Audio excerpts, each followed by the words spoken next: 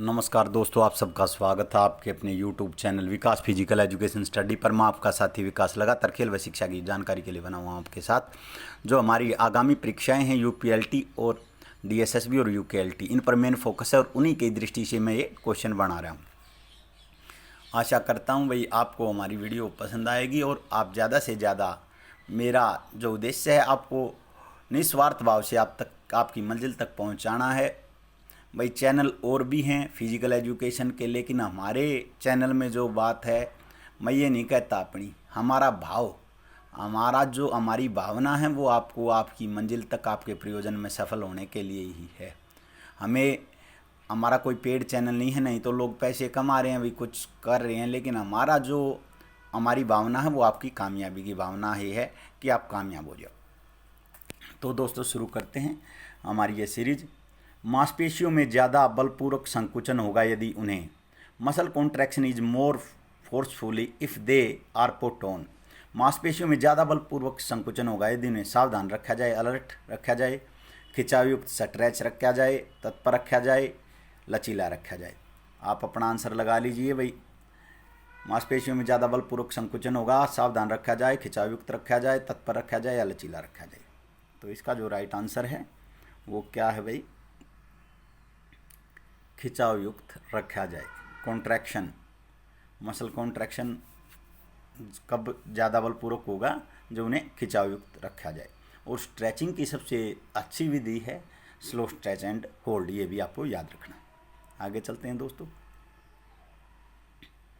मांसपेशियां बनाने और शरीर को सुव्यवस्थित सुडौल रखने का एकमात्र तरीका लीन बॉडी मास, यानी कि मांसपेशियां बनाने और शरीर को सुव्यवस्थित सुडौल रखने का एकमात्र तरीका स्ट्रेंथ ट्रेनिंग, इंडोरेंस ट्रेनिंग, अंतराल ट्रेनिंग, फार्टलेग ट्रेनिंग। आप अपना आंसर लगा लीजिए भी। फार्टलेग ट्रेनिंग दी गोस्टा हालमोर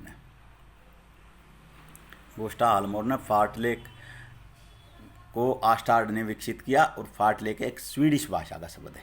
इंटरवल ट्रेनिंग मेथड दी अबेबे बिकला ने 1920 में और व्लादिमीर मसलर ने इसे विकसित किया। यह भी सहनशीलता को विकसित करने की विधि है। और फार्टलेग में कोई भी कार्यक्रम पहले से निर्धारित नहीं होता।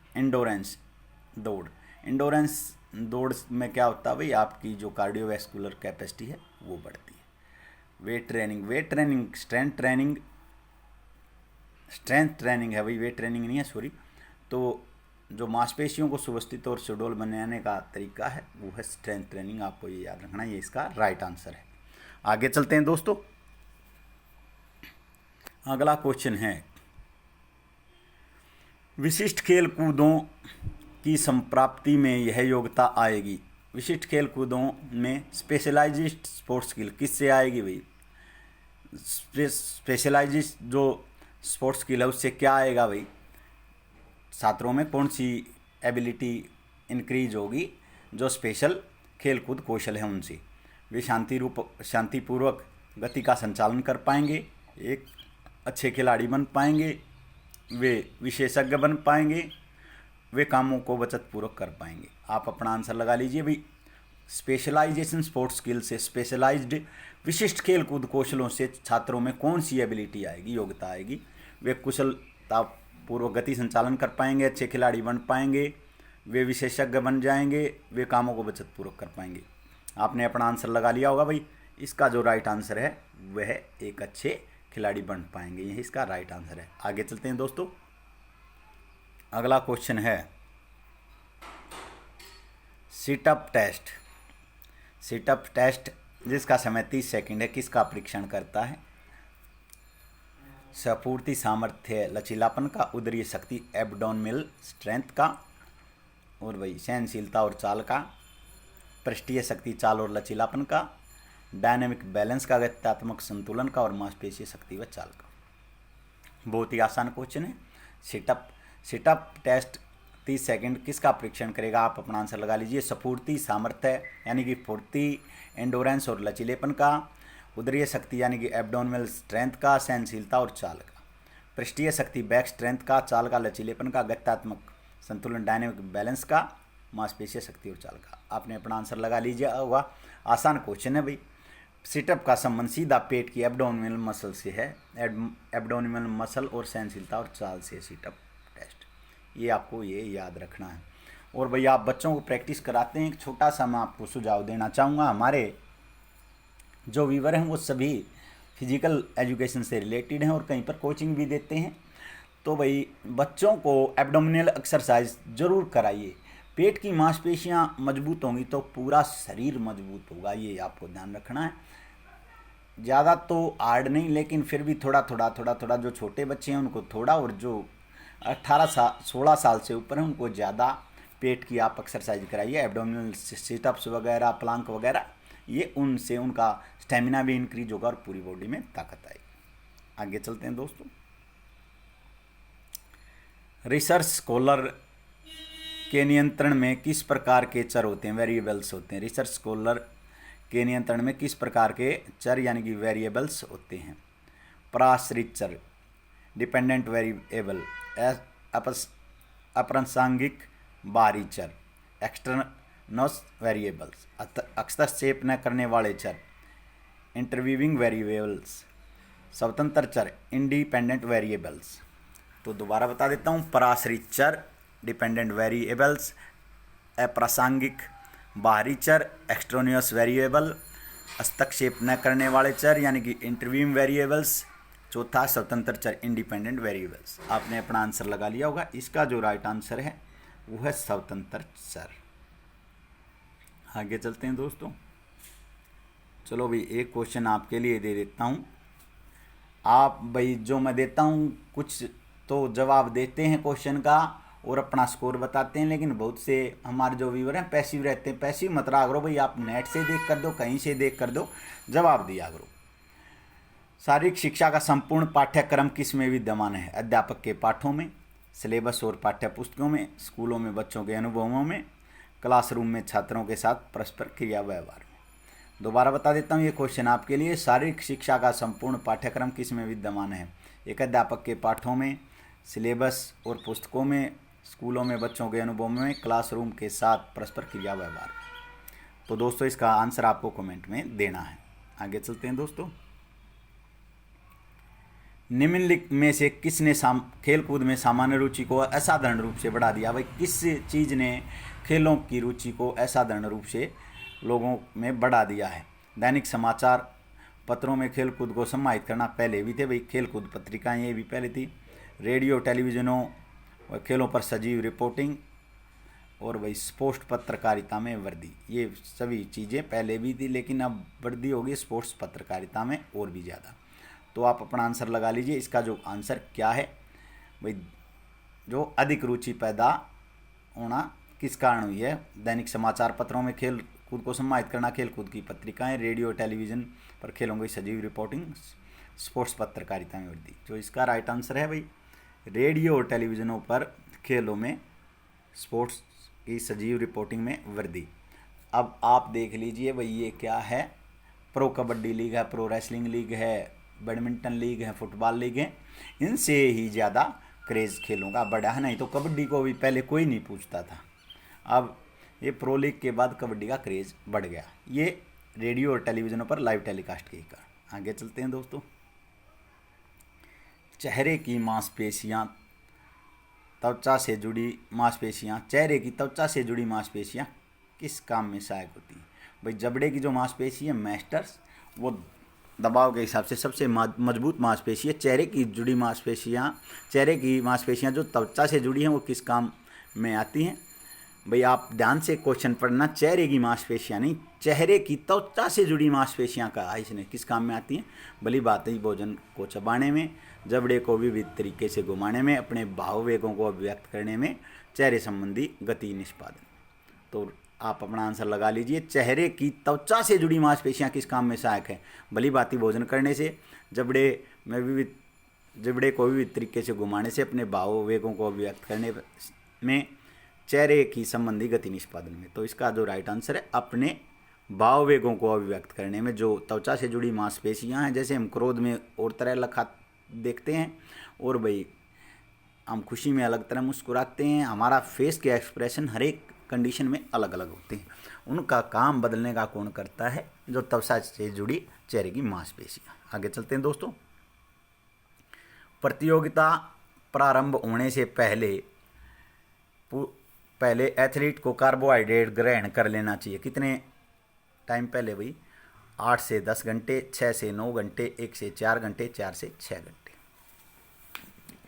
तो भाई आप अपना आंसर लगा लीजिए। कार्बोहाइड्रेट लोडिंग है जो प्रतियोगिता से पहले कार्बोहाइड्रेट कितने घंटे पहले ले लेना चाहिए, आप अपना आंसर लगा लीजिए। 8 से 10 घंटे, 6 से 9, 1 से 4, 4 से 6।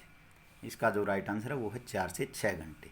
4 घंटे के बाद फिर भाई आपको कार्बोहाइड्रेट नहीं लेना चाहिए, क्योंकि आप उस टाइम पर फिर आगे कार्बोहाइड्रेट लोडिंग होगी जो तुरंत में, तो पेट भरा हुआ रहेगा, फिर उससे आप इतनी ज़्यादा एक्टिवनेस नहीं रहेगी।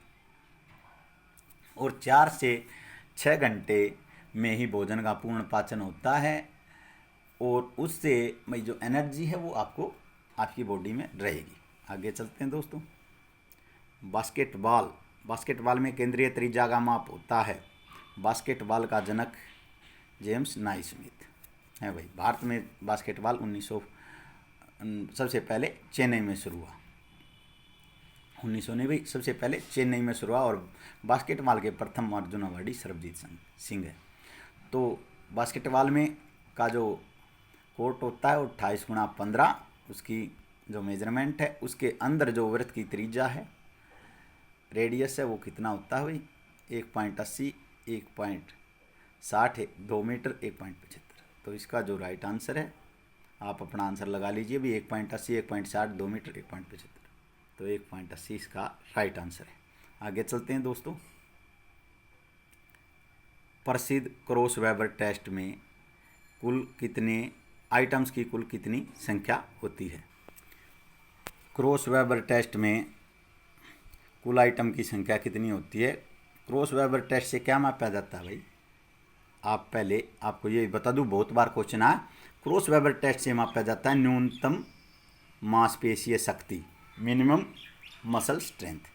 तो इसमें कुल कितने आइटम होते हैं? 5, 6, 4, 3। आप अपना आंसर लगा लीजिए। क्रॉस वेबर टेस्ट में कितने आइटम हैं? 5, 6, 4, 3। तो इसका राइट आंसर है 6। 6 इसके चरण हैं भाई क्रॉस वेबर टेस्ट के। आगे चलते हैं दोस्तों। एक व्याख्यान का अविलंब और फलदायी फॉलोअप होता है। An immediate and fruitful follow up. एक लेक्चर का भाई जो भी एक फलदायी फॉलोअप क्या होगा भाई? प्रायोगिक दर्शन, धुआंधार स्तर यानी कि स्ट्रोमिंग सेशन, आत्मदृष्टि, इंट्रोस्पेक्शन, परिचर्चा, डिस्कशन। आप अपना आंसर लगा लीजिए। आसान क्वेश्चन है भाई। एक लेक्चर का फलदायी फॉलोअप क्या होगा भाई? अच्छा यानी कि रिजल्ट क्या होगा? तो प्रायोगिक दर्शन, धुआंधार स्तर, आत्मदृष्टि, परिचर्चा, डिस्कशन। तो इसका जो राइट आंसर है वो है डिस्कशन। आगे चलते हैं दोस्तों। ऐतिहासिक अनुसंधान का दूसरा नाम है historical research is known as. ऐतिहासिक रिसर्च को इस नाम से भी जाना जाता है। जीवन संबंधी रिसर्च, जनसांख्यिकी रिसर्च, आत्म विश्लेषी रिसर्च, पश्च अवलोकन research, retrospective research, introspective research, demographic research, biographical research. तो इसका जो राइट आंसर है वो है पश्च अवलोकन रिसर्च, रेट्रोस्पेक्टिव रिसर्च। ऐतिहासिक अनुसंधान का जो नाम है दूसरा क्या है भाई? रेट्रोस्पेक्टिव रिसर्च, पश्च अवलोकन रिसर्च। आगे चलते हैं दोस्तों। लंबे समय का ट्रेनिंग प्लान कितना होता है? 1 वर्ष, 2 वर्ष, 3 वर्ष, 3 से 5 वर्ष या और भी अधिक अंतरहित समय अवधि। आप अपना आंसर लगा लीजिए भाई। माइक्रो होता है 7 से 10 दिन, मेजो 4 से 6 सप्ताह और भाई मैक्रो 9 से 12 महीने या उससे और भी अधिक। और ये मैक्सिमम कितना हो सकता है भाई? जो लंबे समय का ट्रेनिंग प्लान है 3 से 5 वर्ष या इससे भी अधिक। ये इसका राइट आंसर है। आगे चलते हैं दोस्तों। मोटापे के ज़्यादातर मामले होते हैं जंक फूड खाए जाने के कारण, कोई व्यायाम नहीं करना, मुख्य खानों के बीच कुछ कुछ खाते रहना, अत्यधिक खाना। मोटापा का कारण क्या है भाई? सबसे मजबूत कारण आप अपना आंसर लगा लीजिए, जंक फूड खाना, कोई व्यायाम नहीं करना, मुख्य खानों के बीच कुछ कुछ खाते रहना, अत्यधिक खाना। आपने अपना आंसर लगा लिया होगा भाई। मोटापे का कारण क्या है? आप अपना आंसर लगा लीजिए। इसका आंसर है अत्यधिक खाना। ये इसका राइट आंसर है। आगे चलते हैं भाई। अत्यधिक खाना। निम्न में से कौन सी एजेंसी शिक्षा के अनेक पाठ्यक्रमों की परिभाषिक शब्दावली सुनिश्चित करती है? इनमें से कौन सी एजेंसी शारीरिक शिक्षा के पाठ्यक्रमों की विभिन्न परिभाषिक शब्दावली रिसर्च सुनिश्चित करती है? शिक्षा मंत्रालय, शिक्षा विभाग, NCTE national council of teacher education, national council of education research and training. तो भाई जो इसका आप अपना आंसर लगा लीजिए, NCTE NCERT education department education. NCTE की स्थापना 1995 में। इसका मुख्यालय नई दिल्ली में है। तो भाई इसका जो राइट आंसर है वो है NCTE। आपको ये बताना है भाई कि इसके जो चेयरपर्सन कौन है, अब ये भी आपको कमेंट में बताना है। आप एक्टिव रहकर कुछ क्वेश्चन का जवाब दीजिए ताकि भाई आप मुझे भी पता चलता रहे आप कितनी एक्टिव टीचिंग कर रहा हूँ मैं, कितना जो मेरा पढ़ा हुआ है वो आप तक पहुँच रहा है, आप कितना सजग होकर उसे देख रहे हैं। आगे चलते हैं दोस्तों। बालू या खुरदरे मैदान में नंगे पैर चलने से सुधार होगा? चपटे पैर में, टेढ़े पैर में, मुड़े हुए पैर में, बाहर की ओर झुके हुए पैर में। भाई मुड़े हुए पैर को कहते हैं क्लाफुट, क्लाफुट, क्लाफुट। और भाई पीस कावास, इसका दूसरा नाम है पीस कावास। और चपटे पैर को कहते हैं भाई फ्लैट फुट, इसका दूसरा नाम है पीस प्लेनिस। तो बालू या खुरदरे मैदान में किस में सुधार होगा भाई? चपटे पैर में, फ्लैट फुट में। ये इसका राइट आंसर है। आगे चलते हैं दोस्तों। सहज बुद्धि के अनुसार एक प्राथमिकता के रूप में सच्चा शारीरिक शिक्षक रखता है। कॉमन सेंस के अनुसार भाई एक शारीरिक शिक्षक की प्राथमिकता क्या होती है? अपने व्यवसाय के प्रति अधिक सम्मान, स्वास्थ्य, फिटनेस, गतिमयता, बच्चों के प्रति प्रेम, खेल कूद संबंधी प्रतियोगिताओं के प्रति भावावेश, सुंदर अभिव्यक्ति कौशल। देखो वैसे तो हर एक चीज़ होनी चाहिए भाई, अब एक्सप्लेनेशन भी अच्छी होनी चाहिए भाई, प्रतियोगिताओं के प्रति भावावेश, स्ट्रॉन्ग पैशन, ये होना चाहिए। लेकिन इतना भी नहीं भाई कि हम पेशेवर ही हो जाएं, क्योंकि हमें बच्चों का ऑल ओवर डेवलपमेंट करना है ताकि वे उसको एक प्रेशर ना माने। तो भाई जो कॉमन सेंस के अनुसार भाई प्राथमिकता क्या होनी चाहिए शारीरिक शिक्षा की? शारीरिक शिक्षक की स्वास्थ्य, भाई बच्चों का अच्छा स्वास्थ्य, फिटनेस, गतिमयता और बच्चों के प्रति प्रेम। ये इसका राइट आंसर है भाई। एक फिजिकल एजुकेशन टीचर को ये चीज़ रखनी चाहिए, आपको भी ये ध्यान रखना है। आगे चलते हैं दोस्तों। एक व्यक्तिगत शोधकर्ता के लिए शोध की कौन सी समस्या सर्वोच्च है? एक व्यक्तिगत रिसर्चर के अनुसार, एक व्यक्तिगत शोधकर्ता के अनुसार कौन सी समस्या सबसे सर्वोच्च है? सुपरवाइजर द्वारा सुनाई गई समस्या, विभिन्न संदर्भों में अन्य द्वारा उठाई गई समस्या, लिंक से हटकर उठाई गई समस्या, उसके द्वारा स्वयं खोजी गई समस्या। तो आप अपना आंसर लगा लीजिए भाई। एक व्यक्तिगत शोधकर्ता के लिए शोध की कौन सी समस्या सर्वोच्च है? सुपरवाइजर द्वारा सुनाई गई समस्या, विभिन्न संदर्भों में अन्य द्वारा उठाई गई समस्या, लिंक से हटकर उठाई गई समस्या, उसके द्वारा खोजी गई समस्या। तो आप अपना आंसर लगा लीजिए। तो इसका जो राइट आंसर है वो है उसके द्वारा स्वयं खोजी गई समस्या। ये इसका राइट आंसर। आगे चलते हैं दोस्तों। सभी खेलों में रोमांच विद्यमान होता है। सभी खेलों का रोमांच किस में विद्यमान होता है? प्रतियोगिताओं में, खेल निष्पादन में, जीतने में, प्रतिभागिता में।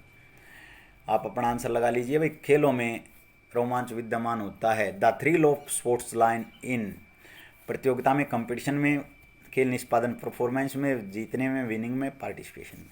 तो इसका राइट आंसर है रोमांच किस में विद्यमान होता है? प्रतियोगिताओं में। ये इसका राइट आंसर है।